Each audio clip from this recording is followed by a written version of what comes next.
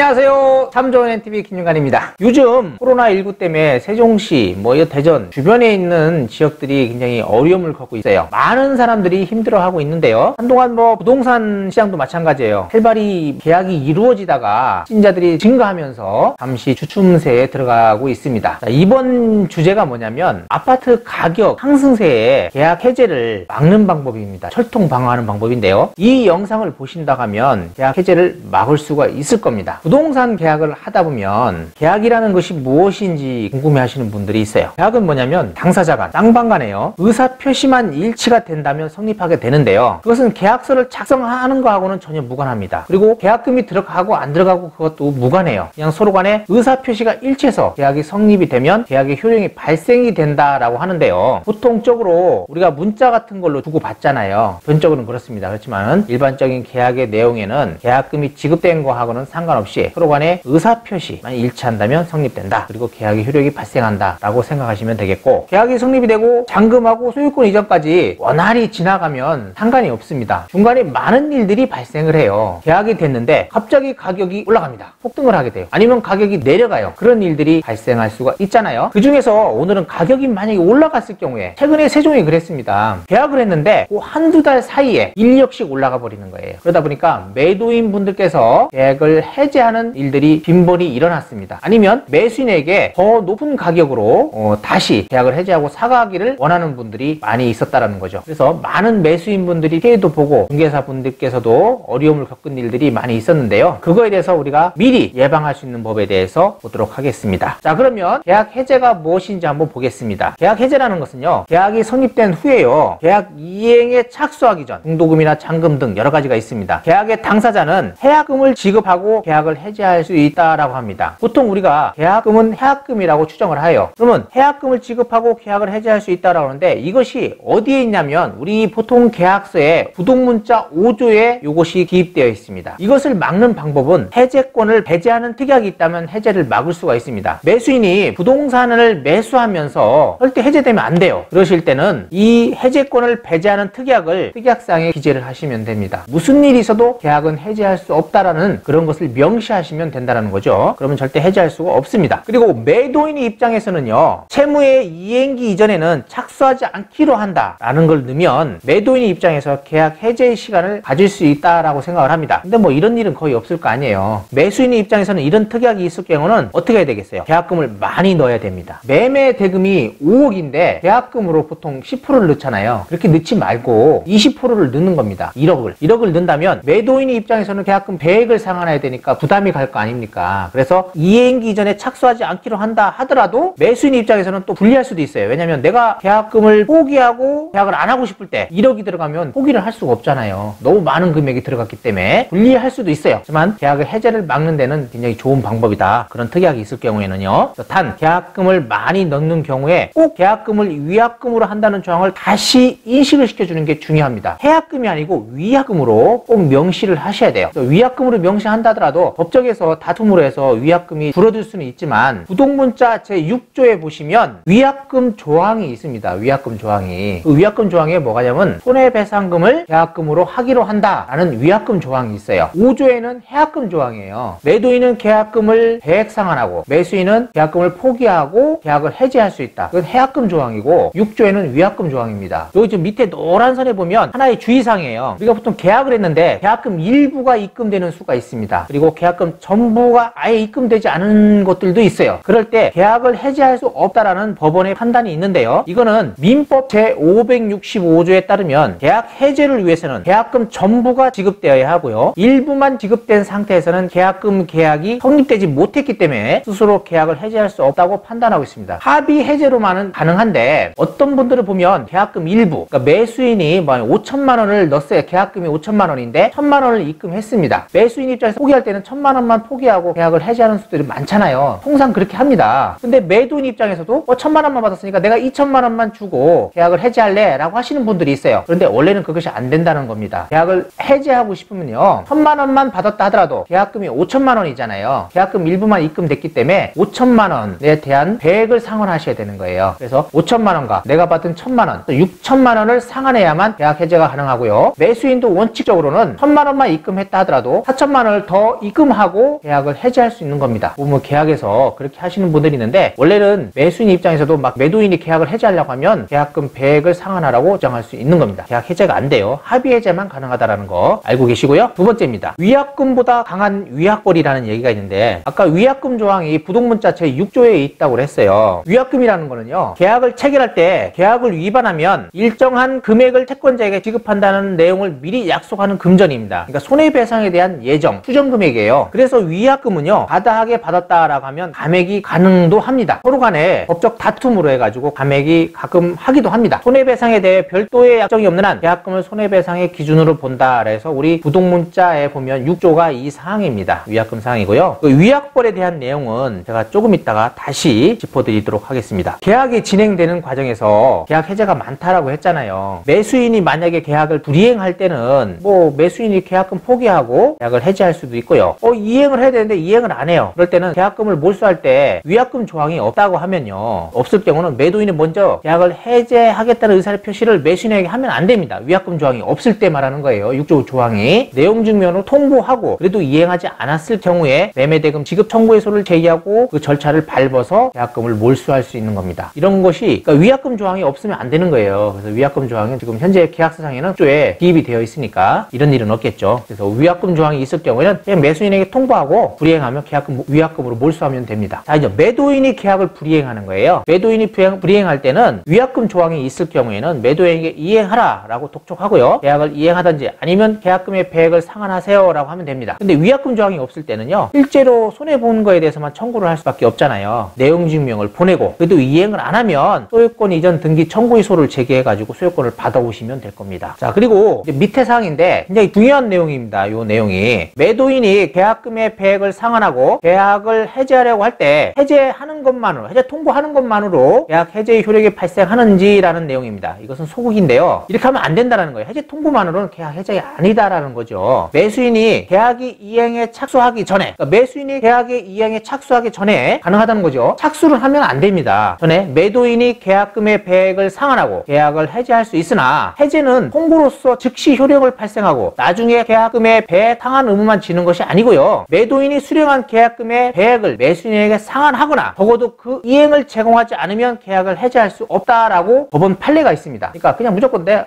계약 해제할래 이렇게만 이야기만 가지고 되지 않는다라는 거예요. 매수인한테 계약 해제 통보를 하고요, 즉시 계좌를 달라고 하든지 해서 내가 배액을 상환해줘야 되는 겁니다. 아니면 만약에 매수인이 계좌를 막았다든지 계좌 번호를 안 준다든지 할 때는 어디에다가 끼겠다, 부동산한테 내가 계약금의 배액을 갖다 놓겠다, 찾아가라 라고 한다든지 아니면 공탁을 하는 절차를 밟으셔야 합니다. 그때는 말로 해서는 안 돼요. 증거를 남기셔야 되잖아요. 그래서 문자로 내가 계약을 해제할 것이니 돈을 뭐 계좌를 달라고 하든지 지금 즉시 돈을 송금하겠다, 아니면 어디 뭐 부동산 거래한 공인중개사무실에 보관을 한다든지 이런 내용들을 꼭 매수인한테 통보를 하셔야 합니다. 꼭 당연히 이행까지 하셔야 돼요. 이행을 안 하시면 계약 해제가 안 된다라는 거 명심하시고요. 매수인 입장에서는요, 매도인이 계약을 해제하려고 하는 그런 기미가 있어요. 그러실 때는 이행에 착수할 수 있습니다. 제가 아까 이행의 착수는요, 이렇게 이행기 이전에는 착수하지 않기로 한다라는 요 특약이 없는 한 중도금, 잔금 일부를 아무 때나 송금할 수가 있어요. 이행에 착수할 수 있다라는 겁니다. 그래서 매수인 입장에서는요, 아무 때나 가격이 막 오르고 있어요. 그럴 때는 2천만 원이든 3천만 원이든 그냥 매도인 계좌에 송금하시면 됩니다. 해제 통보가 오기 전에요. 해제 통보가 나한테 문자로라든지 내용 증명에도 왔을 때는 효력이 없습니다. 그렇지만 그 이전이라면 입금을 하게 되면 이행의 착수로 보기 때문에 계약을 매도인이 해제할 수가 없습니다. 그거에 대해서는 서로가 증빙으로 다퉈야 되기 때문에 꼭 증빙하실 수 있는 것이 있어야 돼요. 꼭 먼저 쌌다든지 그런 것을 증빙하실 수 있어야 됩니다. 해제 통보기 전이어야 된다는 거예요. 그리고 뭐 앞에 내용은 제가 아까 이야기했고요. 위약벌에 대한 이야기를 하겠습니다. 위약벌은요, 위약금보다 굉장히 강한 조치예요. 어떤 때 이걸 써야 되냐면요, 매수인이 자기 집을 팔았는데 이 매도인이 이거를 계약을 해제하게 되면 나한테 크나큰 손해가 발생할 것 같아요. 그럴 때 위약벌 조항을 넣어달라고 하시면 됩니다. 이건 요구를 하셔야 돼요. 뭐 공인중개사무소에서 이걸 본인 마음대로 넣는 것은 아니에요. 특약이라는 것은 매도인, 매수인 간에 서로 협의에 대한 사항들을 특이하게 다는 겁니다. 그래서 요구를 하셔야 돼요. 자, 위약벌을 보겠습니다. 계약 시 상대가 의무를 불이행할 때 채무 이행을 확보 또는 강제하기 위해 손해배상과는 별도라는 겁니다. 별도로 일종의 제재금을 정한 것. 그러니까 아까 말한 위약금, 손해배상 금액하고는 다르다는 거예요. 이거는 위약벌을 정한 계약에서요, 계약 위반을 하면 손해배상금을 물어주었다 하더라도 위약벌을 별도로 물어줘야 된다는 겁니다. 위약벌은요, 법정에서도 감액이 불가능합니다. 거의 불가능하다고 생각하시면 되고요. 이거는 왜 이걸 위약벌 조항을 넣냐면 계약 위반자에게 큰 부담을 주기 위해서 계약서에 명확하게 위약벌 규정임을 나타내지 않았다면 효력이 없다고 봐요. 자, 그래서 이걸 어떻게 써야 되냐면 계약 당시에 상대방이 계약을 이행하지 않으면 큰 손해가 발생하게 되는 내용에 대하여 알고 있었거나 알 수 있었던 상황에 대해서만 위약벌이 인정받을 수 있습니다. 그러면은 특약에 어떻게 이거를 명시하는 게 좋을까요? 이 내용입니다. 매수인은 현재의 부동산을 취득하기 위하여 소유하고 있는 부동산을 처분하였기에 정상적으로 소유권을 이전받지 못할 경우에 큰 손해가 발생되므로 그에 따른 손해배상금과 별도로 위약벌로 금 몇 원을 지급하기로 한다 라는 걸 기입하셔야 된다는 거예요. 금 몇 원을 채무 불이행자는 지급하기로 한다, 매도인은 지급하기로 한다.